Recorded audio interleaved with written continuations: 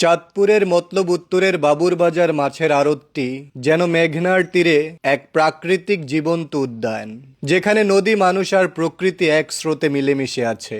ভোরের প্রথম আলো যখন মেঘনার ঢেউয়ে সোনার রেখা আঁকে, তখনই শুরু হয় আড়তের প্রাণচাঞ্চল্য। চারপাশে নৌকার ট্রলার ভিড়ছে, সদ্য ধরা মাছের ঝুড়ি নামছে ঘাটে, আর বাতাসে ভেসে আসছে নদীর হাওয়ার শীতল গন্ধ। নদীর স্রোতের মতোই মানুষের ভিড়ও ছুটে আসে প্রাণের টানে। মাঝে মাঝে চিল সোজা নদীর বুকে ঝাঁপিয়ে পড়ে ঝলমলে মাছের টুকরো কেড়ে নেয়, আর কাকেরা আড়তের বাঁশের মাথায় বা ছাউনি ধরে বসে থেকে ফাঁক খোঁজে। তাদের ডাক, ডানা ঝাপটানো আর দ্রুত উড়ে যাওয়ার দৃশ্য আড়তের কোলাহলের সঙ্গে মিলেমিশে তৈরি করে এক স্নিগ্ধ চিত্র। নদীর পার ঘেঁষে সাজতে থাকে মাছ ভর্তি ঝুড়ি, ডালায় ডালায় ভেসে আসে মেঘনার রূপালী রত্ন। এ সময়টা যেন এক নিঃশব্দ অপেক্ষার পর প্রকৃতির দানকে উৎসবের রূপ দেওয়ার মুহূর্ত। জেলেরা নৌকা থেকে নামিয়ে দেন মাছ, আড়তদাররা ব্যস্ত হন ওজন আর দরদামে, আর পাড়ের বাতাসে ছড়িয়ে পড়ে তাজা নদীর গন্ধ।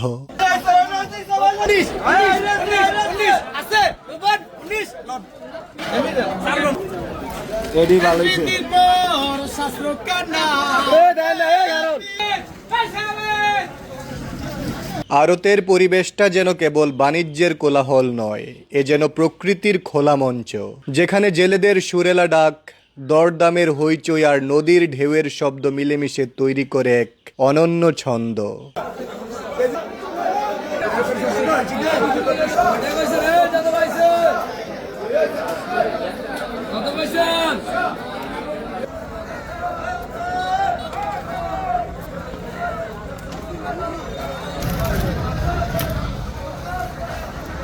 পাড়ের সবুজ গাছপালা আর নদীর বিস্তৃত জলরাশি আড়তটিকে এক অনাবিল সৌন্দর্যের আবরণে ঢেকে রেখেছে।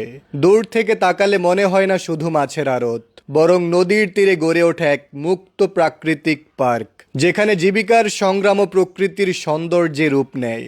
মেঘনার বাতাস, নদীর ঢেউ আর মানুষের কঠোর পরিশ্রম মিলেমিশে এখানে যেন প্রতিদিন এক নতুন জীবনের কবিতা রচিত হয়। উপরে আকাশে উড়ছে চিল, আর কাকের দল মাঝে মাঝে হঠাৎ ঝাঁপিয়ে পড়ছে মাছের ঝুড়িতে। সেই দৃশ্যটাও মনে হয় যেন প্রকৃতির অংশ হিসেবেই সাজানো। মনে হয় প্রকৃতি নিজেই এই আড়তের আকাশটাকে রঙিন করে রেখেছে।